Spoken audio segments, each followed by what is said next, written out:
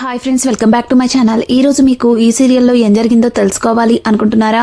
అయితే వెంటనే మనం సీరియల్లోకి వెళ్ళిపోదాం. ఇక ఉదయాన్నే మహాలక్ష్మి అయితే ఆఫీస్కి రెడీ అవుతూ ఉంటుంది. ఇక మహాలక్ష్మి కోసం తనకంటే ముందుగానే చక్రి అయితే బయట గుమ్మం దగ్గర నుంచి ఎదురు చూస్తూ ఉంటాడు. కానీ మహాలక్ష్మి మాత్రం చక్రితో వెళ్ళడానికి ఇష్టపడదు. తను రోజులాగానే బస్లోనే వెళ్తాను, ఈ రోజు నుంచి మీతో రాను అంటూ చక్రితో చాలా గట్టిగా చెప్తుంది. ఒక్కసారిగా చక్రి మహా అలా మాట్లాడేసరికి బాధపడతాడు. అదేంటండి అలా మాట్లాడుతున్నారు? ఎక్కడికెళ్ళినా నేనే కదా మిమ్మల్ని డ్రాప్ చేసేది అని అంటుంటే, చూడండి ఈ రోజు నుంచి నేను రోజు బస్లోనే వెళ్తాను, తర్వాత నిదానంగా 2 వీలర్ కొనుక్కుంటాను, ఆ తర్వాత కార్ తీసుకుంటాను, అంతవరకు మీరు నన్ను బస్లోనే వెళ్ళనివ్వండి అని చెప్పడంతో ఒక్కసారిగా చక్రి అయితే షాక్ అయిపోతాడు. ఇక అక్కడే ఉన్న మాధవతో, అన్నా నువ్వన్నా చెప్పన్నా, తను బస్లో వెళ్తాను అంటుంది, ఎలాగో వచ్చేటప్పుడు నన్ను రానివ్వట్లేదు, కనీసం వెళ్ళేటప్పుడన్నా తనని డ్రాప్ చేయనివ్వండి అని అంటుంటే, ఇక మహాలక్ష్మి ఏంటి మీరు చెబుతుంటే అర్థం కావట్లేదా? నేను బస్లోనే వెళ్తాను, అయినా నేనేమి ఒంటరిగా వెళ్ళట్లేదు, నాతో పాటు నా కొలిక్ కూడా వస్తుంది, తను కూడా బస్ స్టాప్ పక్కన హాస్టల్లో ఉంటుంది అని చెప్పడంతో ఒక్కసారిగా చక్రి, ఏంటి తను హాస్టల్లో ఉంటుందా?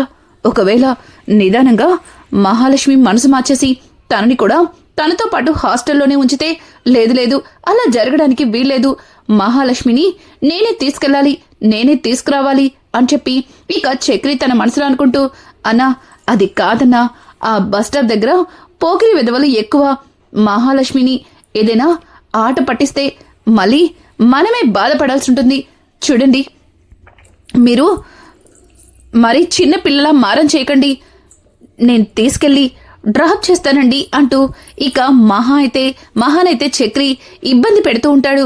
ఒక్కసారిగా మహాకి చాలా కోపం వస్తుంది.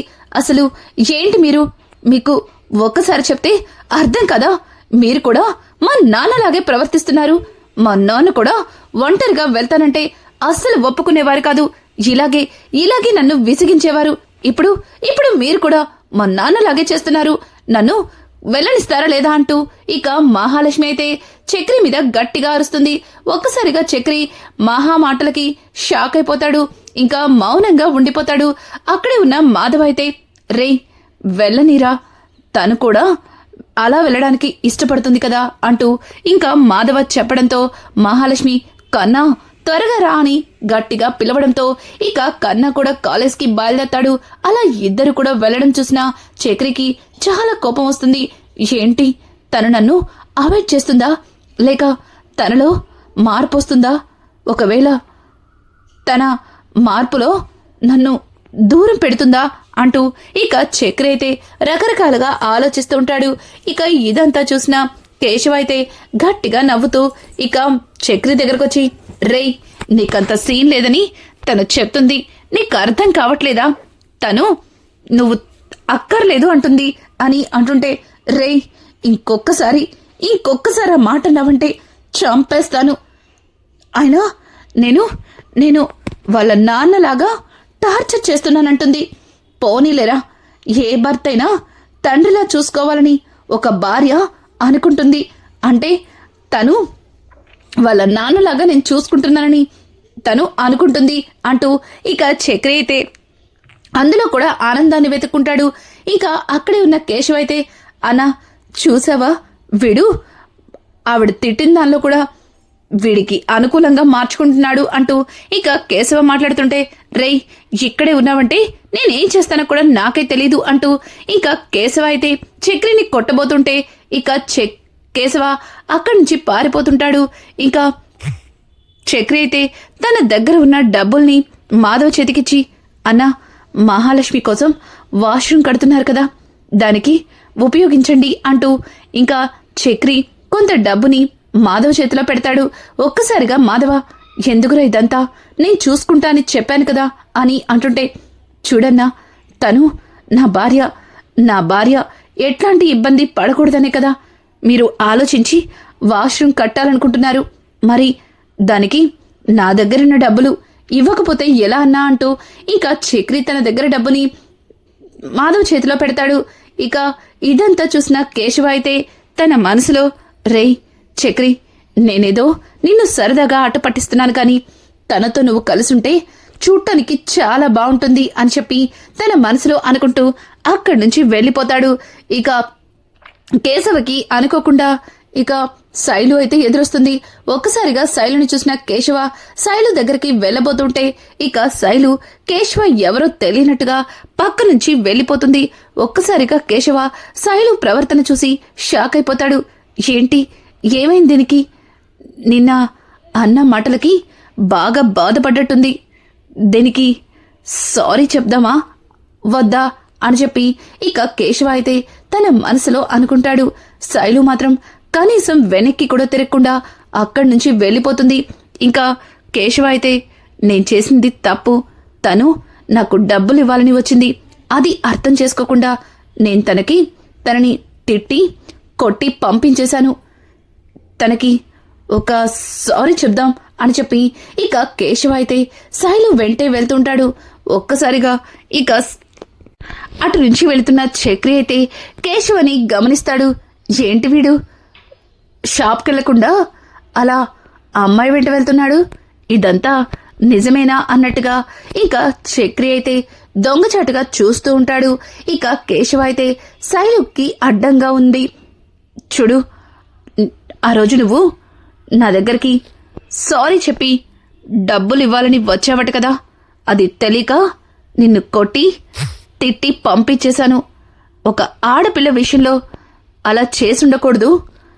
నేను నీ విషయంలో పొరపాటు పడ్డాను, అందుకే సారీ చెప్దామని వచ్చాను అంటూ ఇక కేశవ అయితే శైలుతో అంటూ ఉంటే ఒక్కసారిగా శైలు కేశవ వైపు కోపంగా చూస్తూ అక్కడి నుంచి వెళ్ళిపోతుంది.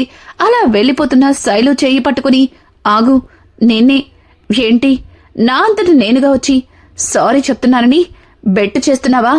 చూడు, ఒక ఆడపిల్ల విషయంలో నేను ప్రవర్తించిన తీరు అంత బాగాలేదన్న ఉద్దేశంతోనే నీకు సారీ చెప్పాలని వచ్చాను, అంతేగాని ఒక సారీ చెప్పడం కోసం మళ్ళీ నీ చుట్టూ తిరగాలని నేను అస్సలు అనుకోవట్లేదు అంటూ ఇక కేశవ అయితే శైలుతో చాలా స్ట్రైట్ గా మాట్లాడతాడు. ఒక్కసారిగా శైలు ఇక కేశవ చెంప పగలగొడుతుంది. ఇక కేశవ అయితే శైలు అలా కొట్టడంతో కోపంగా ఏయ్ అన్నట్టుగా ఇక తన మీదకి వెళ్తుంటే, ఏంటి ఒక్క దెబ్బ కొట్టేసరికి అంత కోపంగా మీదకొస్తున్నావు? ఆ రోజు నేను కూడా నీకు సారీ చెప్పాలని వచ్చాను, కానీ అది అర్థం చేసుకోకుండా ఆడపిల్లని కూడా చూడకుండా నన్ను కొట్టి పంపించేశావు. మరి అదే దెబ్బ కొట్టేసరికి నీకెందుకు అంత బాధ అనిపిస్తుంది? మరి నువ్వు కూడా అదే చేసావు కదా, చెల్లుకు చెల్లు అంటూ ఇక శైలు మాట్లాడుతుంటే, ఏయ్ నువ్వు నిజంగా మారిపోయావనుకున్నానే, కానీ నీ కొల్లంతా పొగరే అంటూ ఇక కేశవ అక్కడి నుంచి వెళ్ళబోతుంటే శైలు కేశవ చేయి పట్టుకుని, ఆగు, నీకు ఇవ్వాల్సింది ఎప్పుడో ఇచ్చేశాను, కానీ నువ్వే తీసుకోవట్లేదు అంటూ ఇక శైలు మాట్లాడుతుంటే, ఏయ్ వంకర మాటలు మాట్లాడకుండా ఏంటో తిన్నగా చెప్పు అని అంటుంటే ఇక దూరం నుంచి చూస్తున్న చక్రి, రేయ్ ఆ అమ్మాయి నిన్ను ప్రేమిస్తున్నాను అని ఇండైరెక్ట్ గా చెప్తుందిరా, నీకు అర్థం కావట్లేదు. ఎప్పుడు షెడ్లో ఉన్న బండిలాగా నీ మెదడు కూడా మొద్దుబారిపోయినట్టుంది అంటూ చక్రి తన మనసులో అనుకుంటాడు. ఇక కేశవ అయితే, చూడు, నువ్వు ఏదైనా చెప్పాలి అనుకుంటే స్ట్రైట్ గా చెప్పు, ఇలా వంకరగా చెప్పద్దు అని అంటుండగానే ఇక శైలు వల్ల నాన్న అట్నుంచి వెళుతూ ఉంటారు. ఒక్కసారిగా శైలు, నేను తర్వాత మాట్లాడతాను, మా నాన్న వస్తున్నాడు అంటూ అక్కడి నుంచి పారిపోతుంది. ఏయ్ ఏ ఆగు అంటూ ఇక కేశవ శైలుని ఆపాలని ప్రయత్నిస్తాడు.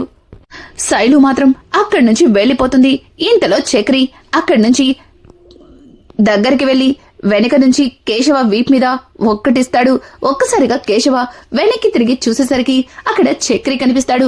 చక్రిని చూసిన కేశవ కంగారు పడిపోతుంటే, రేయ్ మరి అంతలా కంగారు పడకు, నేను అంతా చూశాను, అయినా నువ్వేంట్రా మరి ఇంత సైకోగాళ్ళ ఉన్నావు, ఇంట్లోనే అనుకున్నాను, బయట కూడా ఇలాగే ఉంటావా అంటూ ఇక చక్రి అయితే కేశవని అడుగుతుంటే, కేశవ అదేం లేదు, అది నాకు డబ్బులు ఇవ్వాలి, డబ్బులు ఇచ్చింది, దాని కోసమే మాట్లాడుతున్నాను అంటూ ఇక కేశవ తడబడుతూ చక్రితో మాట్లాడుతూ ఉంటే, చక్రి చూడు, ఆ అమ్మాయిని చూస్తుంటే లక్షణంగా ఉంది, పైగా నిన్ను ప్రేమిస్తోంది. చూడు, ఇలా నీ కోపాన్ని ఆవేశాన్ని తగ్గించుకొని తనతో ఒకసారి ప్రశాంతంగా కూర్చుని మాట్లాడు అంటూ మొదటిసారిగా చక్రి ఇక కేశవకి చాలా ఆప్యాయంగా చెప్తాడు. ఒక్కసారిగా కేశవ, ఏంట్రోయ్ ఇదంతా నా మీద ప్రేమేనా లేక అని అంటుంటే, రే రే రే నువ్వు ఎంతైనా ఈ చక్రిగడ్ తమ్ముడివి కదా, అందుకే నీకిలా చెప్పవలసి వస్తుంది. ఎలాగో నా ప్రేమ ఎక్కడికి వెళ్తుందో తెలీదు, కనీసం నీ ప్రేమ ఇప్పుడే చిగురిస్తుంది కదా, దాన్ని కాస్త ముందుకెళ్లేలా చేద్దామని అంటూ చక్రి మాట్లాడుతూ ఉంటే ఇక కేశవ, సరేరా నాకు పనుంది అంటూ అక్కడి నుంచి వెళ్ళిపోతాడు. తప్పించుకుంటున్నావుగా, తప్పించుకోరా, ఎప్పటికైనా దొరుకుతామంటూ ఇక చక్రి అక్కడి నుంచి తన కారెక్కి వెళ్ళిపోతాడు. ఇంకా ఇదంతా ఇలా ఉండగా ఆఫీస్కి వెళ్ళిన మహాలక్ష్మికి ఒక కొత్త ప్రాజెక్ట్ అయితే వస్తుంది. ఆ ప్రాజెక్ట్ ని మహాలక్ష్మికి ఇవ్వడంతో ఇక మహా అయితే ఆ ప్రాజెక్ట్ కి సంబంధించిన డిజైన్ అయితే వేస్తుంది. అది తీసుకుని ఇక వాళ్ళ ఆఫీస్లో అందరికంటే ఎక్కువగా కోపంగా ఉండే అతని దగ్గరికి వెళ్తుంది. ఇక ఆయనకి ఆ ప్రాజెక్ట్ ని చూపించడంతో ఒక్కసారిగా ఆయన ఆ ప్రాజెక్ట్ చూసి, ఏంటిది, అసలు నువ్వేం చేస్తున్నావో నీకేమన్నా అర్థమవుతుందా అంటూ గట్టిగా అరవడంతో ఒక్కసారిగా మహాలక్ష్మి భయపడిపోతుంది. అదేంటి సార్, ఇంతకు ముందు ఇదే వర్క్ బాగుందని మీరే అన్నారు కదా అని అంటుంటే, అవును, నువ్వు కొత్తగా వచ్చావు కాబట్టి నీకు ఎంకరేజ్మెంట్ కోసం అలా అన్నాను. అలా అయితే మళ్ళీ అదే తీసుకొచ్చి నాకు చూపిస్తావా? నిన్ను షాపింగ్ మాల్ వేయమన్నాను, కానీ ఏంటి, ఏం చేసావు? అసలు ఈ మాల్కి ఎగ్జిట్ ఎట్ నుంచి ఎలా వెళ్లేది అంటూ అతనైతే గట్టిగా ఇక మహా మీద అరుస్తాడు. ఒక్కసారిగా మహా, సారీ సార్, నేను ఇప్పుడు దాన్ని సరిచేసి తీసుకొస్తాను అంటూ ఇక మహా అయితే ఆ డిజైన్ తీసుకుని అక్కడి నుంచి పక్కకొచ్చేస్తుంది. ఇక తనతో పాటు ఉన్న దివ్య అయితే, చూడు మహా, తనెప్పుడు అంతే, నువ్వు తనర్చినందుకు ఏం ఫీల్ అవ్వకు, సరేనా? ఇంకాసేపట్లో విక్కీ వస్తాడు, విక్కీకి చూపిస్తే ఖచ్చితంగా నీ ప్రాజెక్ట్ ఓకే అయిపోతుంది అంటూ ఇక దివ్య అయితే మహాకి ధైర్యం చెప్తుంది. ఇక ఇంతలో మహాకైతే చక్రి అయితే ఫోన్ చేస్తాడు. ఒక్కసారిగా చక్రి ఫోన్ చూసిన మహాలక్ష్మి కోపంతో రగిలిపోతుంది. ఇక కాల్ కట్ చేస్తుంది. మళ్ళీ కూడా మహాలక్ష్మికి చక్రి పదే ఫోన్ చేస్తాడు. కానీ మహా మాత్రం ఫోన్ లిఫ్ట్ చేయకుండా కట్ చేస్తుంది. అసలు ఏమైంది తనకి అని చెప్పి ఇక చక్రి నేరుగా ఆఫీస్ ముందుకెళ్తాడు.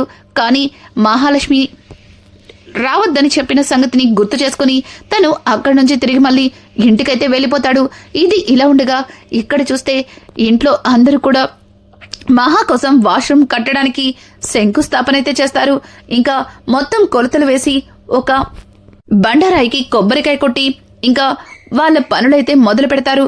ఇక మెడలు తిరగనోడు అక్కడికి వచ్చి నారాయణ మీద గట్టిగా అరుస్తూ, రేయ్, కోర్టు మీకు చెప్పిన సంగతి మర్చిపోయినట్టున్నారు, ఈ కొంపని బాగు చేయకూడదు, అలాగే ఇందులో కొత్తగా ఏమీ కట్టకూడదని అది మర్చిపోయి ఏంట్రా ఏదో కట్టడాలు చేస్తున్నావు అంటూ ఇక మెడలు తిరగనివాడు నారాయణతో అంటూ ఉంటే ఒక్కసారిగా నారాయణ, రేయ్, ఏంట్రా ఇలా అందరి ముందొచ్చి అలా అరుస్తున్నావు, నీకు అంత ధైర్యమారా?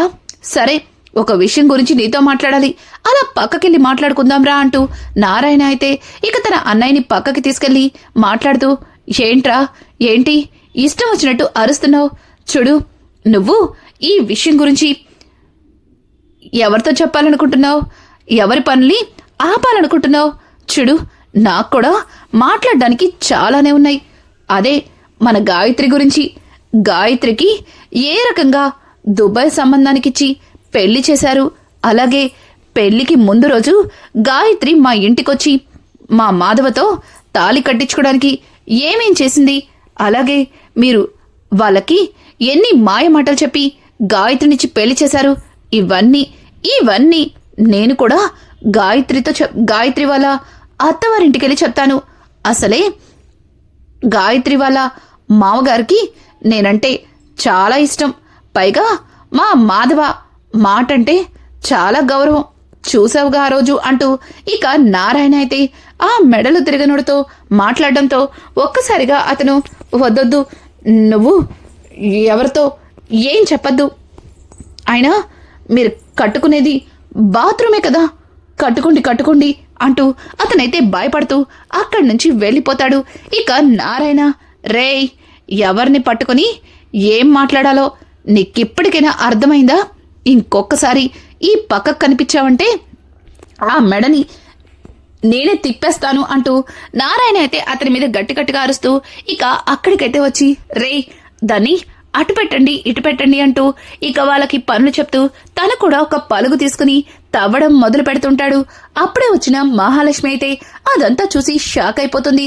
ఇక మహా అయితే పెద్ది ఏంటిదంతా అని అడగడంతో ఇక కన్నా, వదినా ఇదంతా మీకోసమే, మీకు వాష్రూమ్ కట్టాలని అన్నయ్య నిర్ణయం చేసుకున్నాడు అని అంటుంటే, ఎందుకు పెద్ది ఇదంతా అంటూ మహా అడుగుతూ ఉంటే, అదేంటమ్మా అలా మాట్లాడుతున్నావు, నువ్వు ఆడపిల్లవి, నీకు కొన్ని పర్సనల్స్ ఉంటాయి, మొన్న మీ వదిన వచ్చి ఎలా మాట్లాడిందో విన్నారు కదా, అందుకే నీకంటూ ఒక వాష్రూమ్ ఉండాలని అంటూ ఇక మాధవ మాట్లాడడంతో మహా కూడా సైలెంట్ గా ఉంటుంది. ఇంతలో నారాయణ దగ్గరికెళ్ళి, ఏంటి సుపుత్ర నువ్వు కూడా పని చేస్తున్నావా అని అంటుంటే, అవును మరి మా అమ్మ కోసం చెయ్యాలి కదా అంటూ పలుగుతో తవ్వబోతుంటే ఒక్కసారిగా చేత్తో పట్టుకోలేకపోతాడు. అబ్బా అంటూ ఇబ్బంది పడుతూ ఉంటే ఇక అక్కడే ఉన్న మహా నారాయణ చేతనైతే చూస్తుంది. ఇక నారాయణ చెయ్యి చూసిన మహాలక్ష్మి షాక్ అయిపోతుంది. ఏంటిదంతా అని అంటుంటే, మొన్న టపాసులు కాల్చినప్పుడు ఆయన చెయ్యి బాగా కాలిపోయింది అని చెప్పడంతో ఇక మహాలక్ష్మి, ముందు ఆ పలుగు పక్కన పడేయండి, రండి మనం హాస్పిటల్కి వెళ్దాం అని అంటుంటే, చూడమ్మా ఈ బాడీకి హాస్పిటల్ మందులు అలాంటివి అస్సలు పనికిరావు, రాత్రికి ఒక 90 వేస్తే ప్రశాంతంగా నిద్రపోవచ్చు, ఇలాంటివి నా ఒంటికి ఏమీ చెయ్యవంటూ ఇక నారాయణ అయితే మహాతో మాట్లాడుతూ, చూడమ్మా కాస్త టీ పెట్టచ్చు కదా అని అడగడంతో ఇక మహాలక్ష్మి అయితే సరే అన్నట్టుగా లోపలికి వెళ్లి టీ అయితే పెడుతుంది. ఇంతలో కన్నా అయితే మహా దగ్గరకు వస్తాడు. వదినా ఏంటి ఏదో చేస్తున్నట్టున్నారు అని అడగడంతో, చూసావు కదరా టీ పెడుతున్నాను, అయినా నిన్ను నువ్వు టపాసులు కాల్చడం వల్ల చూసావుగా మీ నాన్నగారికి చెయ్యి ఎంతలా కాలిపోయిందో అని అంటుంటే ఇక కన్నా అయితే, నేనేమన్నా ఆయనొచ్చి ఆ కాలుతున్న టపాసుల్ని పట్టుకోమని చెప్పానా ఏంటి, ఆయన అంతా చూసి అక్కడ గెంతలేయడం దేనికి, అందుకే కాలింది అంటూ ఇక కన్నా మాట్లాడుతుంటే ఒక్కసారిగా మహా అయితే, రే ఏంట్రా అలా మాట్లాడుతున్నావు, ఆయన మీ నాన్నగారు, పోనీ చేసిన తప్పుకి ఆయనకి కనీసం సారీ అన్నా చెప్పావా అని అంటుంటే, నేనెందుకు చెప్పాలి, నాకేం అవసరం, ఆయన నేను కావాలని ఆయన చేతిని కాల్చినా నేను మాత్రం ఆయనకి సారీ చెప్పను అంటూ ఇక కన్నా అయితే మహా మీద గట్టిగా అరిచేసరికి ఒక్కసారిగా మహా షాక్ అయిపోతుంది. ఇక మహా అయితే కన్నా మాటలకి మౌనంగా ఉండిపోతుంది. కన్నా కూడా కోపంగా అక్కడి నుంచి వెళ్ళిపోతాడు. కొంతసేపటి తర్వాత కన్నా మహాని పిలుస్తుంటే మహా అస్సలు పలకదు. ఇక కన్నా అయితే మహా పలకకపోవడంతో గట్టిగా ఏడ్చేస్తాడు. ఇక మహాలక్ష్మి కన్నా దగ్గరకొచ్చి, రే కన్నా ఎందుకు అలా ఏడుస్తున్నావు అని అంటుంటే, సారీ వదినా, సారీ, నిన్న కోపంలో నిన్ను అరిచేశాను, నన్ను క్షమిస్తావా అంటూ ఇక కన్నా అయితే మహాలక్ష్మిని క్షమాపణ అడుగుతుంటే ఒక్కసారిగా మహా, చూడు కన్నా, ఏ తల్లైనా కొడుకు మీద కోపాన్ని చూపిస్తుందా, చూడు నువ్విలా ఏడవడం అస్సలు బాగాలేదు సరేనా అంటూ ఇక మహాలక్ష్మి అయితే కన్నాకి నచ్చ చెప్తుంది. అక్కడే ఉన్న మాధవ అయితే, ఎందుకురా మరి అంతలా అరిచావు అంటూ ఇంకా మాధవ అడుగుతూ ఉంటే అక్కడే ఉన్న మహాలక్ష్మి, పెద్ది ఇంకా దాని గురించి వదిలేయండి, పదండి బాగా ఆకలిగా ఉంది అంటూ ఇంకా మహాలక్ష్మి అయితే అందరినీ భోజనానికి పిలుస్తుంది. ఇక అందరూ కూడా భోజనానికి కూర్చోవడంతో ఇంకా భోజనం తింటూ ఉంటారు. ఇంకా మహాలక్ష్మి అయితే నారాయణ కోసం కూడా భోజనాన్ని పెట్టి అందులో ఒక స్పూన్ వేసి తీసుకుని అయితే వెళ్తుంది. నారాయణ, అమ్మోయ్ మళ్ళీ రాక్షసి వచ్చేసింది, ఇప్పుడు కన్నా వాళ్ళ అమ్మ గురించి అడిగేస్తుందేమో అని చెప్పి భయపడుతుండగానే ఇక మహా అయితే చేతిలో భోజనం ప్లేట్ని పెడుతుంది. ఏంటిది అని అంటుంటే, భోజనం కనిపించట్లేదా అని అడగడంతో మరి ఇదేంటి అంటూ స్పూన్ చూపిస్తుంటే మీ చెయ్యి కాలింది కదా అందుకే స్పూన్ తెచ్చాను అంటూ ఇక మహా మాట్లాడుతుంది. దానికి నారాయణ ఇలాంటివి మనకు అస్సలు పనిచేయవు, మనకి చెయ్యే దేనికైనా, అయినా ఇంత చిన్న గాయం నన్నేం చేస్తుంది అంటూ ఇక నారాయణ అయితే ఆ భోజనాన్ని కలుపుకొని తింటూ ఉండగా ఇక మహా అయితే అది మీతో ఒక విషయం గురించి అని అంటుంటే ఇప్పుడు నేను మాట్లాడే మూడ్లో అస్సలు లేను అంటూ నారాయణ అక్కడి నుంచి భోజనం ప్లేట్తో పారిపోతాడు. ఇక ఇంతలో చక్రి ఏంటండి నారాయణ్ని భయపెట్టేస్తున్నారు అని అడగడంతో నేనేం భయపెడతాను, నేనెవ్వరినీ భయపెట్టను అంటూ మహా మాట్లాడుతూ ఉంటే ఆయన ఆఫీస్కి వెళ్ళాక ఏంటి మీ వాయిస్లో చేంజ్ వచ్చింది, నాకు తెలిసి మీరు గోల్డ్ మెడలిస్ట్ కదా, మీరు చేసే పనులు కూడా అలాగే ఉంటాయి అని అంటుంటే అదేం లేదు, పేరుకు మాత్రమే గోల్డ్ మెడలిస్ట్, కానీ నేను చేసిన ప్రాజెక్ట్ అస్సలు నచ్చలేదు అని చెప్పడంతో ఒక్కసారిగా చక్రి అదేంటండి అలా మాట్లాడుతున్నారు అని అనడంతో ఇక మహాలక్ష్మి అయితే ఆఫీస్లో జరిగిన గందరగోళాన్ని చక్రికైతే చెప్తుంది.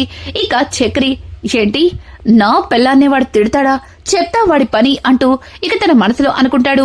రానున్న ఎపిసోడ్స్ అయితే మరింత ఇంట్రెస్టింగ్ గా మారబోతున్నాయి. ఈ వీడియో మీకు నచ్చినట్టయితే లైక్ చేసి సబ్స్క్రైబ్ చేయడం మాత్రం మర్చిపోకండి. Thanks for watching.